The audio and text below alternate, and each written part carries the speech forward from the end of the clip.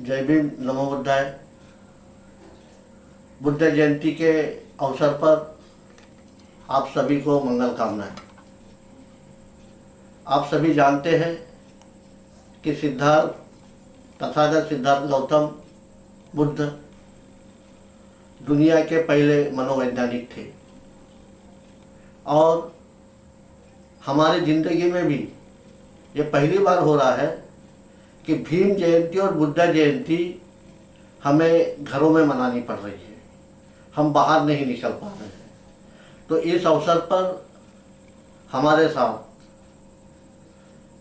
Satyanarayan sir जी, श्रीमान सत्यनारायण जी, जो IRS है, रिटायर्ड रेवेन्यू कमिश्नर है आंध्र प्रदेश गवर्नमेंट से, और अपने समाज के बच्चों को हायर एजुकेशन के लिए वो कई कोचिंग क्लासेस चलाते हैं और कई इंस्टीट्यूट में वो विजिटिंग लेक्चर डिलीवर करने के लिए जाते हैं।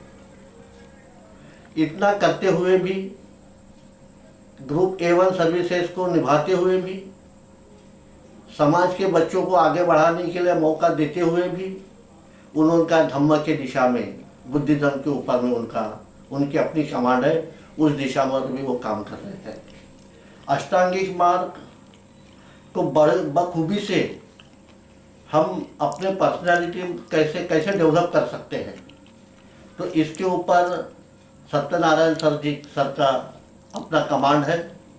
बाबा साहब के ने दिए हुए धम्म को, जो अष्टांगिक मार्ग है, उस अष्टांगिक मार्ग से हम हमारी पर्सनालिटी को कैसा डेवलप कर सकते हैं, तो इसके ऊपर स्पेशल अष्टांगिक पर्सनालिटी डेवलपमेंट प्रोग्राम और अष्टांगिक मार्ग, ये स्पेशल प्रोग्राम वो रन करते हैं। पर्सनालिटी डेवलपमेंट के क्षेत्र में ये हमारे नवयुवकों के लिए एक बहुत अच्छा मौका है कि आज वो हमारे साथ में है। अब हम सुनेंगे मिस्टर सत्यनारायण सर को, IRS Hyderabad. Hello, welcome to all of you. This is Vice Satyanarayana wishing you a happy Buddha Purnima. Purnima is a full moon. It is not only pleasant but shows the path in the darkness. Like the full moon, Gautama Buddha showed the light in the lives of humanity. That's why he is called light of the universe. How did he become the light of the universe? His concern for us is twofold. He identified the challenges before us. What are the challenges? He said the entire world is full of dukkha, suffering. Why this suffering? Because life is painful. And this pain is coming. Why we are painful? Because it is by samudaya. Samudaya means craving. Because people crave for more and more. That's why we get the dukkha, because his cravings cannot be satiated. But Buddha found out a practical way, that is by nirodha, end of the suffering. How can we end the suffering of the humanity? He said this is a way out is available to us, and that way out is given as a solution to the problems faced by the humanity in the entire world. The solution is given in the form of Ashtangik Marga, the eightfold path. Our concern is to understand how this eightfold path is relevant even today. It can show the humanity the right way to lead their lives. First thing in the 8 aspects is Samyak Drushti. Samyak Drushti means right outlook. It is only with the heart that one sees rightly.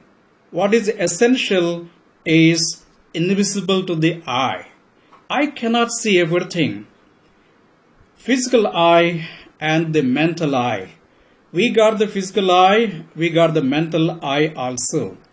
Our mind is influenced by the perceptions and the changes the state of the things. That means the perception of what we receive changes the state of the things. We see the world not the way it is, but the way we are. What do we mean by this? We cannot see the way, the world the way it is because of the filters. What are these filters? In the neuro-linguistic programming, the filters are the deletion or the selection. And we distort the things. Then we generalize, and finally we program. We program and we act as per the program. As a result, we cannot see the reality. That's the reason Gautam Buddha said we must go for the samyak drushti. The right outlook is very, very important. What is this right outlook? The right outlook we can cultivate by scientific method. The scientific method is by observation, inquiry, hypothesis, and experiment. These are the 4 ways of getting the truth. So, the drushti cannot give the right perception, the right things, but when we have the samyak drushti, we can have the correctness, the true reality. That's why in the neuro-linguistic programming it is said that my map is not the territory. What does it mean? We may be wrong or we may be right. That's why Gautam Buddha has said that don't be carried away by the sayings of others. Don't go by whether a sacred book says this, a guru says this. Buddha said, don't believe even what I say. He says, believe and arrive by yourself. Then only you can take them as the reality. To rectify the physical eye, the defect of the physical eye, we put glasses like this. To rectify the mental eye, we must have samyak drushti. This is very, very important. So the first thing what Gautam Buddha has given to us is to go by samyak drushti. The second component of the Eightfold Path is samyak sankalpa. This is called right aim.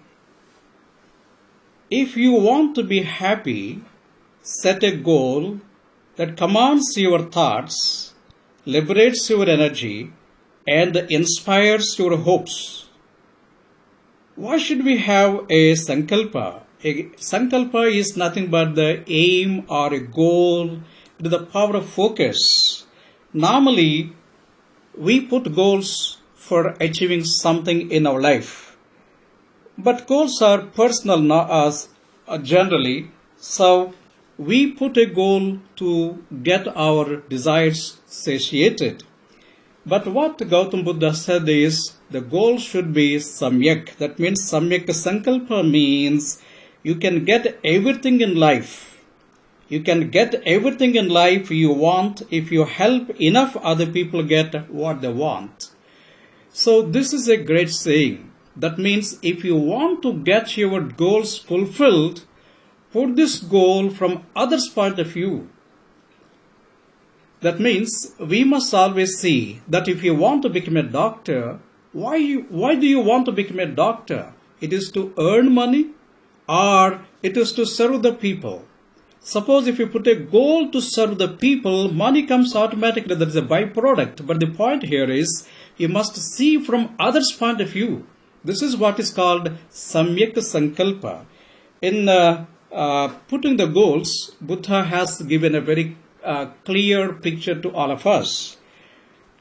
Laksham, that is the goal, it is dvimukham. It is in 2 ways. What is called vayaktikam, this personal. The other is called parahitam. That means from others' point of view. So, if you want to have the goals should be put basing on the interests of others. From others' point of view, we have to put our goals. So, this is what is known as samyak sankalpa.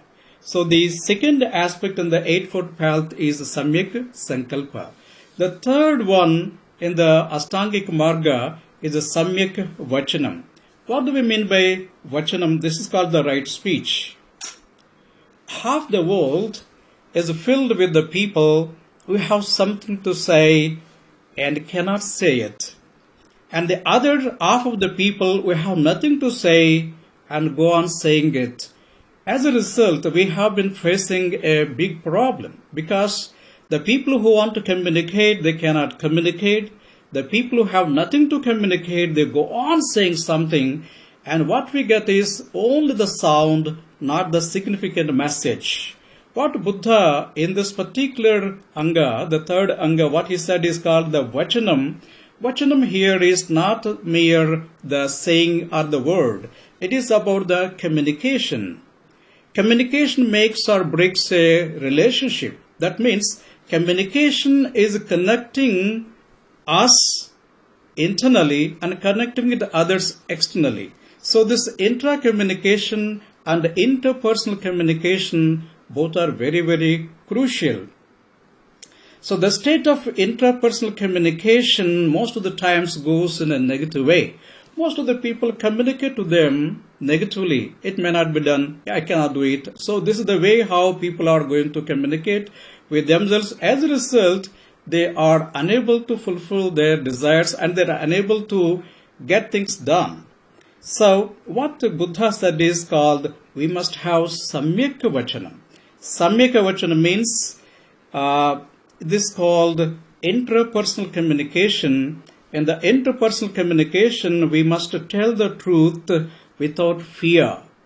That's the number one aspect in Samyak Vachanam. Number two, not indulging in wasteful talk. The third one is not hurting others even with the words or expression. Regularly, that's much we have to regulate our talk from all criticism. It's the self-criticism or the criticism others. So we must immune ourselves and we should not indulge in man-biting. We heard about the dog biting, but man-biting is much dangerous than the dog biting. So we should not criticize ourselves, we should not criticize others, and we should not hurt people even by small words or gestures. This is what Gautama Buddha has given as the Samyak Vachanam. The fourth component in the eightfold path is Samyak Karma. Here the karma means the right conduct. Good manners are part of good morals, and it is much our duty as our interest to practice both. What is karma? Karma is nothing but matching our behavior with the ethics or the standards prescribed in the society. In the modern sense, we call them as the etiquette and manners, which are very, very crucial. Standing in the queue, respecting others is what we call as the etiquette and manners. This etiquette and manners are what we simply call them as the karma, but karma is not in the other sense. Karma is what we do, what we are supposed to do for the betterment of the society. What Buddha has said is called, we must go by what is called the Samyak Karma. Samyak Karma means creating higher standards by ourselves. It is creating the higher standard by the self and following them is what is known as Samyak Karma. For example, at the dead of the night you are going on the road and you find there is a traffic red light, and most of the people, when the police are not there, people go away. But a genuine person, a true person, a person who is concerned with the society, he doesn't go. He stops there. When he gets the signal to pass, then only he goes. Otherwise, he stops. It is by following his own standards. Sometimes his own standards may be very high and society may not go and society may not follow them also. But they don't bother for that and they create their own standards and follow their own their standards. These standards will be in different facets. It may be political standards, it may be social standards, economic standards, cultural standards. But the standards are very, very important, and Gautama Buddha has given Dasadharma Kriya. And this Dasadharma Kriya are very important for a human being to have good conduct. That's called the Samyak Karma. In the Ashtangik Marga is Samyak Jivanam. The fifth one is called Samyak Jivanam. Samyak Jivanam means the right livelihood. We make a living by what we get. We make a living by what we get, but we make a life by what we give. Most of the times, we don't understand about the importance of giving to the other people. Jivanam here is called the livelihood. The livelihood, we can earn a livelihood in two ways. One is by creating the wealth by our blood and sweat, like Bill Gates created wealth in the society. But there are some people, the scammers, they rob the people and become rich. So there are two ways of the livelihood people can earn by themselves. But the question is, Jivanam is the livelihood, and this livelihood should be samyak. That should be right. What do we mean by this? Whatever you want to do, that depends on your value system. Earning money by any means is a value system for that person. But what is more important, these values are to be aligned with the principles. That is very, very important. Samyak Jivanam is nothing but aligning values to principles. And the Buddha laid 10 principles like Sila, Dana, Upekha, Nikama, etc. And these are all very, very important principles for us to lead a good life. So that is called the Samyak Jivanam. The sixth aspect in the Ashtangik Marga is the Samyak Yatnam. That's called the right effort. The best prize life offers is the chance to work hard at work worth doing. What is Yatnam? Yatnam is the action. So results comes out of action, we know very well. Udyamena hi siddhyanti karyani na manoradaihi nahi shuptasya simhasya pravishanti mukehe mrugaha. So this is what we must understand is, if you want to get anything done, we must go and plunge into action. Our problem today is not ignorance, but inaction. So action is very, very important.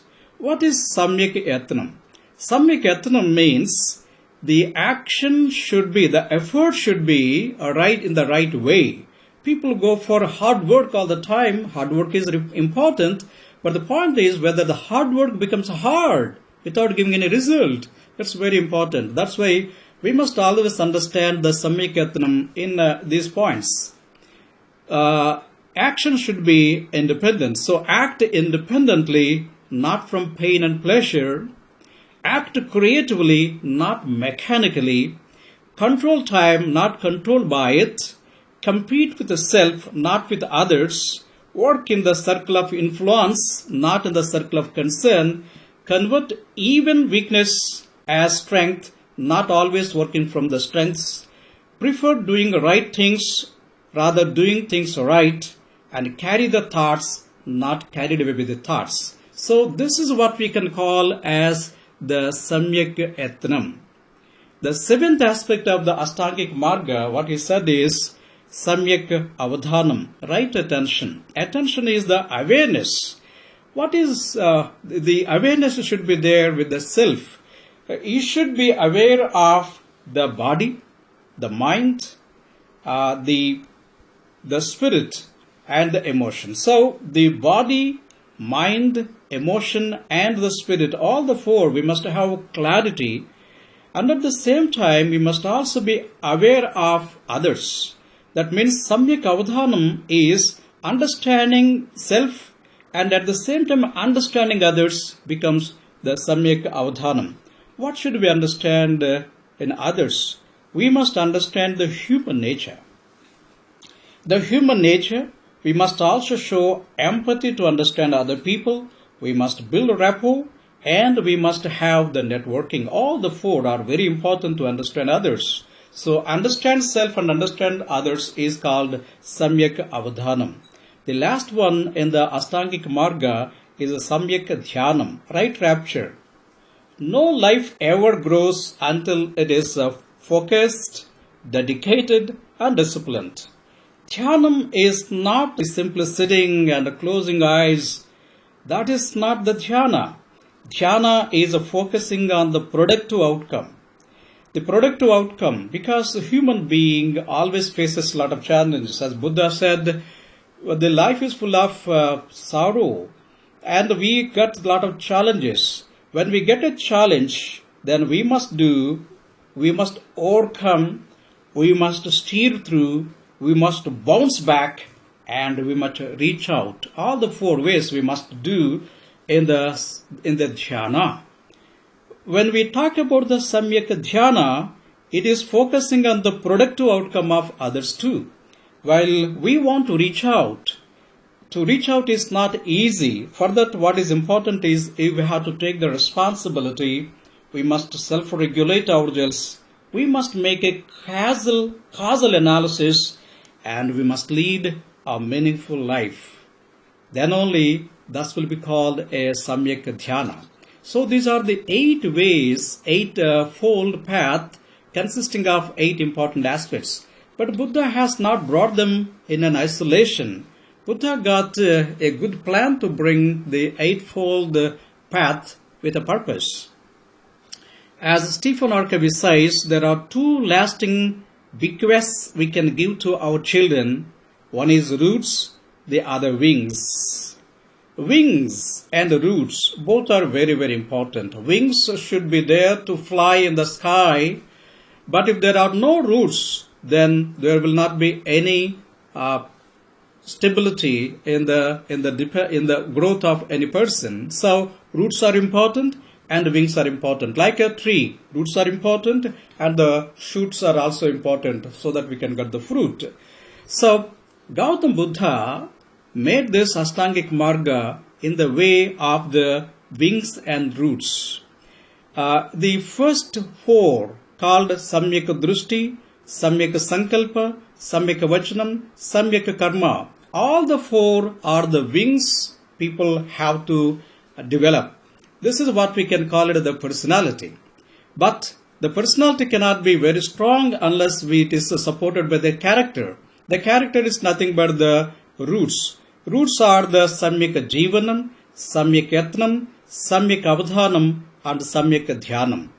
Gautam Buddha blended these 2 in such a way that the man needs are being fulfilled by the Ashtangic Marga. What do we need? A man needs success, happiness, and peace of mind.